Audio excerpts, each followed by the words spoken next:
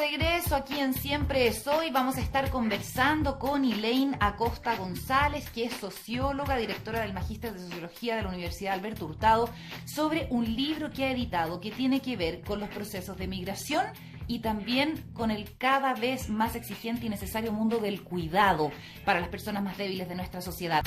Ya estamos junto a Elaine Acosta, socióloga, doctora en estudios internacionales e interculturales, directora del Magíster de Sociología de la Universidad Alberto Hurtado, cubana de nacimiento, en Chile hace 20 años. Elaine, ¿cómo estás? Gusto de tenerte por acá. El gusto es mío, muchas gracias por la invitación. Según una cifra de Comunidad Mujer, el 80% de las mujeres en Chile que trabaja en algo relacionado con el cuidado de las personas, de los niños, de los ancianos, o directamente en servicios como el aseo, es decir, el trabajo doméstico o el aseo en empresas en distintos puntos. La feminización del cuidado es uno de los temas que a ti te interesa. De hecho, has editado este libro, Cuidados en Crisis, Mujeres Migrantes hacia España y Chile. ¿De qué hablamos cuando hablamos de que la sociedad, como tú describes, no valora los beneficios que entregan las mujeres en el contexto de los cuidados para las personas más débiles de nuestra sociedad? A ver, concretamente nos referimos, y por eso es que también aparece la palabra crisis, porque efectivamente se trata de una actividad que ha estado históricamente muy asociada a las mujeres, ¿ya? Como una actividad que les corresponde, entre comillas, por naturaleza, ¿no? Y en ese sentido que además han venido ejerciendo tanto en el ámbito privado como en el ámbito público. Y cuando las mujeres hacen esa actividad, justamente se asocia muchas veces, y eso no es un secreto para nadie, como una actividad que, entre comillas, está devaluada socialmente, o sea, no es reconocida como una actividad de importancia, justamente porque se ha desarrollado sobre todo en el ámbito doméstico, privado, de la familia, y que se ha naturalizado como algo que ocurre todos los días y que hacemos aparentemente sin mayor importancia, pero sin embargo sostiene, digamos, la vida de todas las personas, ¿no? O sea, facilita desde el crecimiento de los niños y niñas hasta la mantención de las personas mayores, pero una cosa también muy importante, sostiene a quienes, comillas, van a producir, ¿no? Y contribuir económicamente a lo que se reconoce en las cuentas nacionales como la producción económica, ¿no? Y ese trabajo de cuidados que aparece invisible, o sea, que no aparece en ninguna parte reflejado, es que el que permite que efectivamente los hombres salgan a trabajar al mercado laboral y las mujeres también cada vez más. Y digo, y este fenómeno aparece como crítico justamente cuando las mujeres ingresan de una manera más masiva al mercado laboral formal, ¿no? Comienza a quedarse en evidencia que entonces si ellas salen, digamos, de los hogares y de las casas, pues ¿quién las reemplaza en la realización de esta actividad? ¿No? Entonces ahí comienza a aparecer, sobre todo con este fenómeno, a quedar más en evidencia que es una actividad que es sumamente importante. O sea, a mí me gusta esta idea de que es una actividad que sostiene al final la vida, ¿no? Sostiene la vida humana. O sea, que cada uno de nosotros, ninguna de nosotras pudiera estar aquí hoy si no hubiera exactamente un conjunto de otras personas que están procurando que efectivamente podamos estar aquí, desde que están manteniendo la casa, que están procurando que nuestros hijos estén en el colegio, que están cuidando a nuestros padres o nuestras madres, etcétera, etcétera, ¿no? Si no, efectivamente no pudiéramos estar sentadas tú y yo aquí hablando, ¿no? ¿Y quiénes son las mujeres que hoy se están dedicando a esos cuidados? A ver, históricamente en Chile el tema del trabajo doméstico ha estado también muy asociado. Bueno, antes que eso, es una actividad que fundamentalmente ha sido realizada por las mujeres en la familia de forma no remunerada, ¿no? Eso es lo primero, y cuando uno mira todas las cifras, desde el cuidado infantil hasta el cuidado de personas mayores o de otro tipo de personas que tengan algún nivel de dependencia, el cuidado es fundamentalmente familiar, ¿no? O sea, es proporcionado por la familia y dentro de la familia por las mujeres de la familia, ¿no? Eso es lo primero.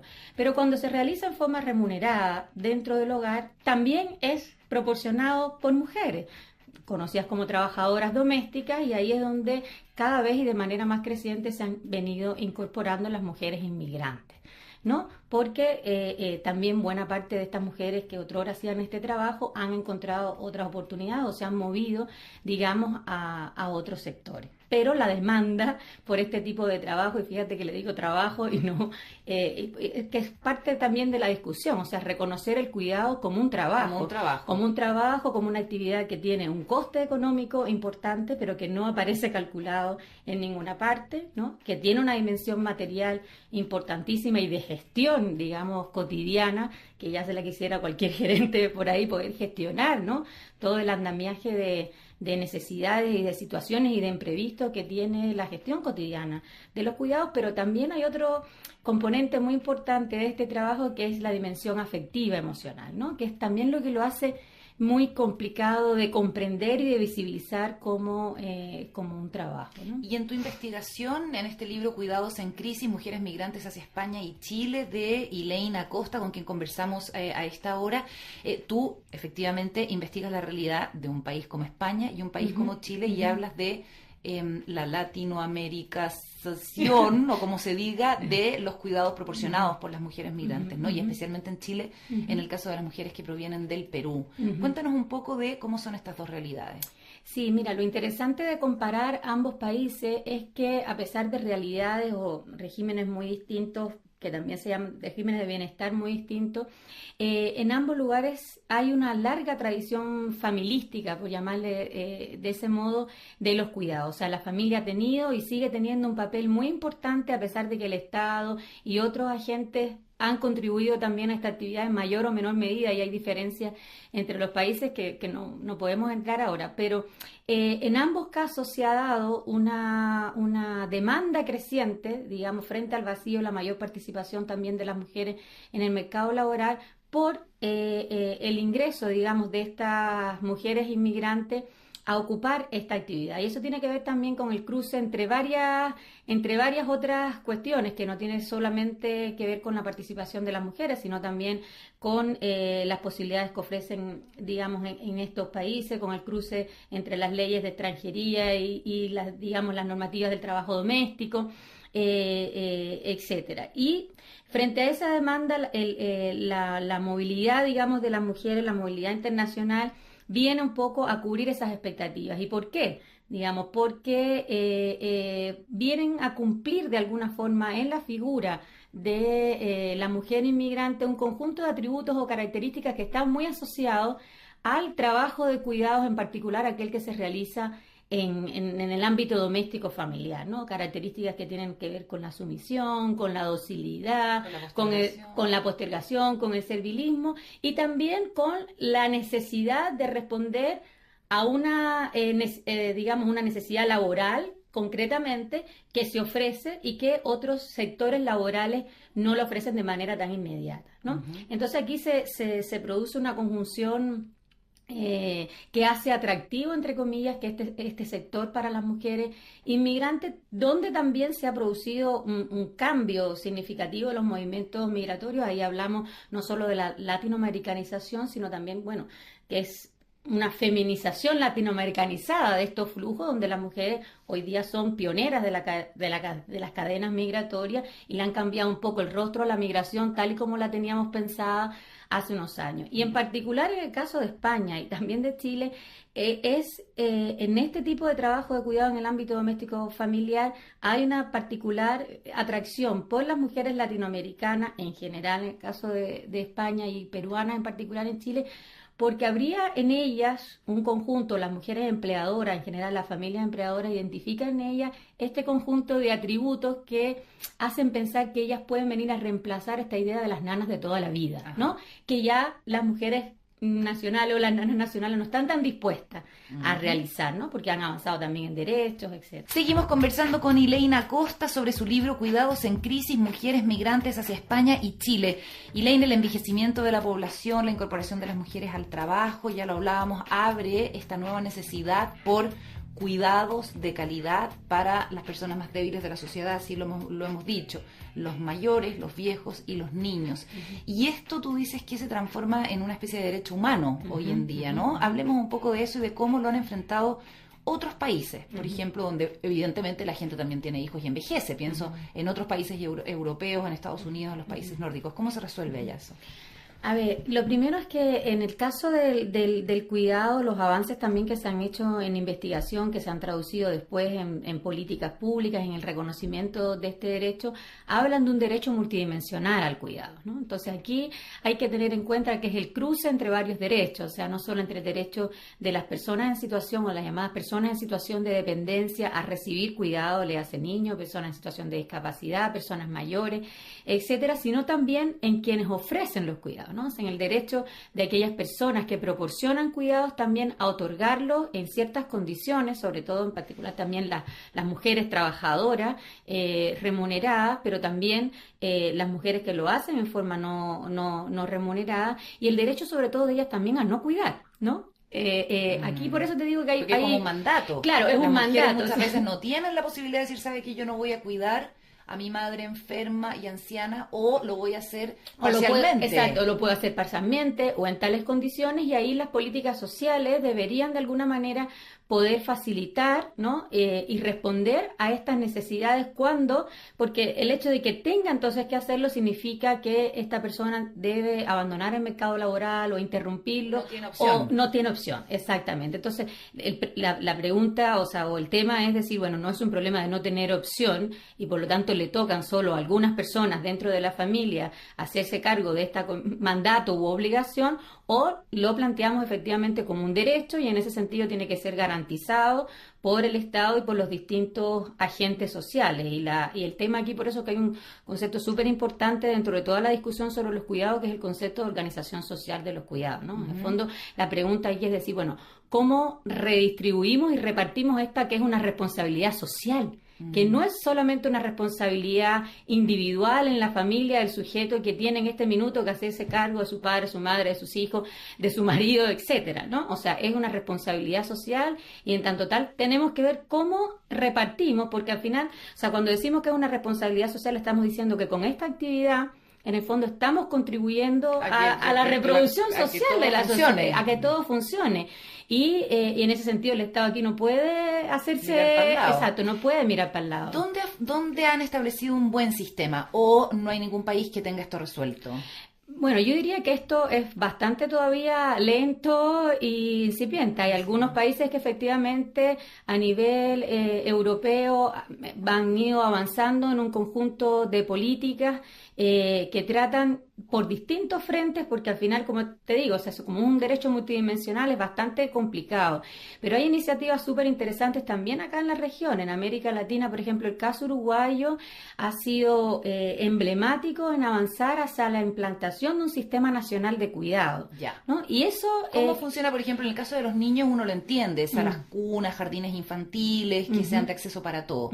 Pero en el caso de los viejos, ¿cómo? Claro, o sea, aquí hay un conjunto, por eso te digo, de servicios y programas que tienen que atender, lo mismo dijimos en su momento cuando se estaba pensando en la cuestión para los niños, o sea, que tienen que atender a las múltiples necesidades y demandas que tienen las personas mayores, que no son solo pensar más hogares de ancianos, ¿no? No es solo eso, porque son múltiples necesidades dependiendo también de las distintas edades, de las situaciones de dependencia que tenga, de la situación en la que está de la familia. Entonces, a veces estamos hablando de centros de día, de servicios de teleasistencia y sobre todo de promover la autonomía, ¿no? Y la participación de las personas mayores en la decisión también sobre estos temas, porque pocas veces se les pregunta efectivamente cómo les gustaría ser cuidados y de qué manera se les podría proporcionar mejores servicios, ¿no? Que es un poco a veces también lo que pasa con la situación de los niños y niñas o la situación de las personas en discapacidad. Entonces, es una mirada un poquito más compleja y comprensiva del problema, sin olvidar, insisto, Carolina, el tema de las personas que proporcionan los cuidados.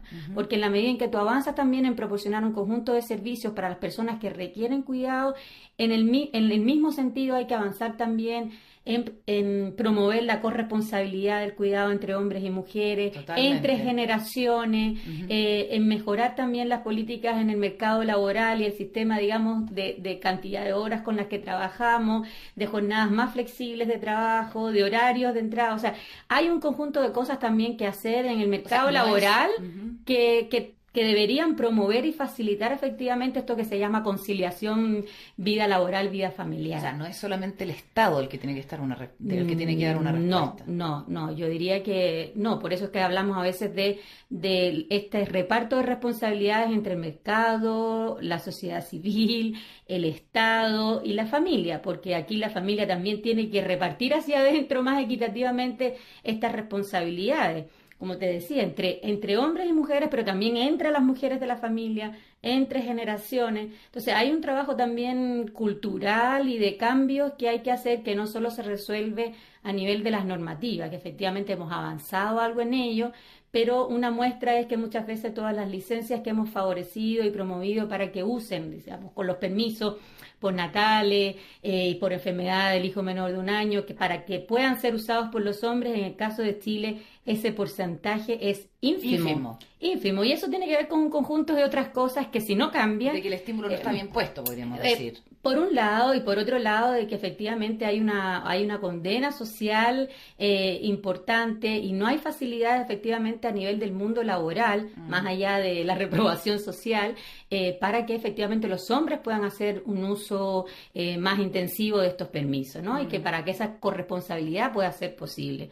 Más allá, como te digo, de todo el tema del cambio cultural. Y que todavía yo creo que eso ha ido pasando más a nivel del cuidado infantil, donde es más aceptado, más valorado, más bien visto. Recién se está produciendo el cambio. Pero a nivel de personas mayores o otras personas en situación de discapacidad, la participación de los hombres sí que es mucho menor, ¿no?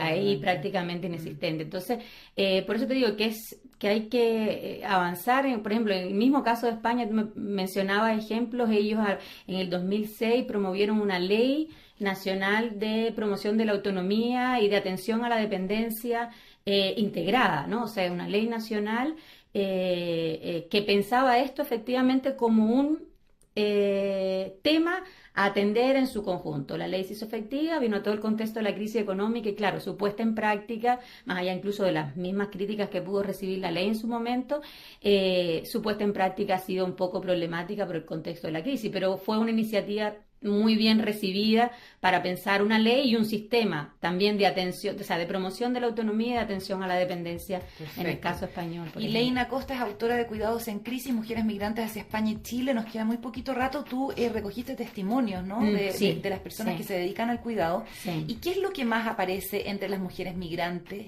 que se hacen cargo de los cuidados en Chile? A ver, yo creo que es una doble lectura podríamos hacer, ¿no? Porque por lo general uno se concentra cuando habla de las mujeres migrantes en esta sensación de situaciones de discriminación o de queja, digamos, por el tipo de condiciones laborales a veces en las que trabajan, etcétera. Pero yo creo que hay un reconocimiento también a un espacio, a una posibilidad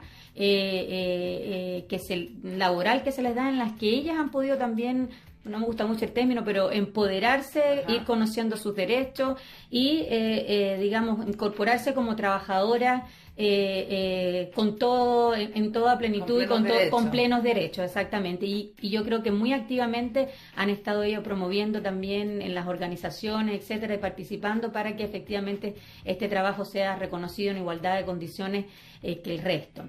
Por otro lado, esta sensación también de que son un gran aporte, ¿no? Que se sienten... ¿Ellas se sienten valoradas? O sea, ellas sienten que su trabajo es un gran aporte, pero no sé si en la misma medida, o sea, pero que, digamos, sienten que no es suficientemente reconocimiento o valoración social, porque al final prima más aquí la situación o la condición de migrante, que al final para todos, en general, para la mayoría, es un problema social, finalmente, a pesar de que ellas vienen, digamos, a resolvernos un gran problema social del cual otros no se han hecho cargo, ¿no? Entonces, en ese sentido, yo creo que ellas no sienten todavía que ese reconocimiento social les ha llegado. En tanto, como te digo, prima más la condición de inmigrante, ¿no? Y en ese sentido, una desvalorización del trabajo que realizan, porque hay varias cuestiones que se cruzan, ¿no? Su condición de migrante, de mujer, de trabajadora doméstica. Entonces, hay algunas autoras, de hecho, que hablan de una triple discriminación, ¿no? Pero al mismo tiempo, te digo, esa sensación no es una situación solamente como de víctima o de discriminación, sino también sienten que ha sido una oportunidad para empoderarse y repensar sus trayectorias de vida.